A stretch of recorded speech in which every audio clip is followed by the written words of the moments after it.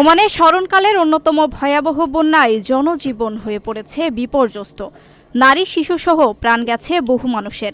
বিভিন্ন স্থান থেকে সংগ্রহ করা ভিডিও এবং ছবিতে বন্যার ভয়াবহ ধ্বংসযজ্ঞের ছবি দেখা গেছে। ওয়াদির তীব্র স্রোতে মানুষের শখের গাড়ি ভেসে যাচ্ছে খেলনার মতো। প্রবাসীদের বাসাবাড়ি থেকে শুরু করে স্থানীয় মসজিদেও ঢুকে পড়েছে বন্যার পানি। আকস্মিক এই প্রাকৃতিক বিপর্যয়ে বাসিন্দাদের মাঝেও চরম আতঙ্ক বিরাজ করছে।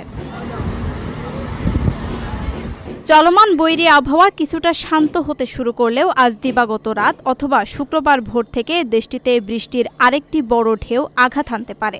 আবহাওয়া অধিদপ্তরের মহাপরিচালক আবদুল্লাহ বিন রাশিদ আল খাধুরি জানান, বৃহস্পতিবার দিনের বেলা পরিস্থিতি তুলনামূলক শান্ত থাকলেও রাত থেকে বৃষ্টির মূল ঢেউটি শুরু হবে, যার ফলে মুষলধারে বৃষ্টিপাত হতে পারে। এটি হবে চলমান এই বৈরী আবহাওয়ার শেষ ধাক্কা। তিনি জানান, প্রথমে বুরাইমি ও মুসান্দাম প্রদেশে এর প্রভাব পড়বে এবং পরে তা অন্যান্য প্রদেশেও ছড়িয়ে পড়তে পারে। শনিবার বিভিন্ন মাত্রায় থেমে থেমে বৃষ্টি হতে পারে।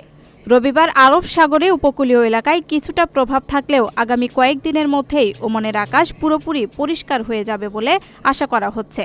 ওমানের বেসামরিক বিমান চলাচল কর্তৃপক্ষের পূর্বাভাস ব্যবস্থার পরিচালক নাসির বিন সাইদ আল ইসমাইলি জানান, মাঝে কয়েক ঘন্টা আকাশ শান্ত থাকলেও পুরো সপ্তাহ জুড়েই এমন অস্থিতিশীল আবহাওয়া বিরাজ করবে। তাই দুর্যোগপূর্ণ পরিস্থিতিতে জনগণকে কোনো ধরনের ঝুঁকি না নেওয়ার এবং শিশুদের প্লাবিত ওয়াদি থেকে দূরে রাখার কড়া নির্দেশ দেওয়া হয়েছে।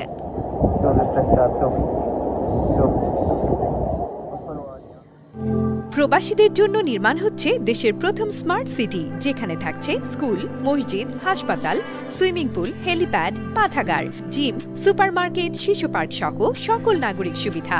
মাত্র ৩০ লাখ টাকা বিনিয়োগে মিলছে আকর্ষণীয় ফ্ল্যাট। প্লাটিনাম ইনভেস্টরদের জন্য ঢাকা বিমানবন্দরে ভিআইপি প্রোটোকল সুবিধা। বিস্তারিত জানতে যোগাযোগ করুন স্ক্রিনে দেয়া হোয়াটসঅ্যাপ অথবা ইমো নাম্বারে।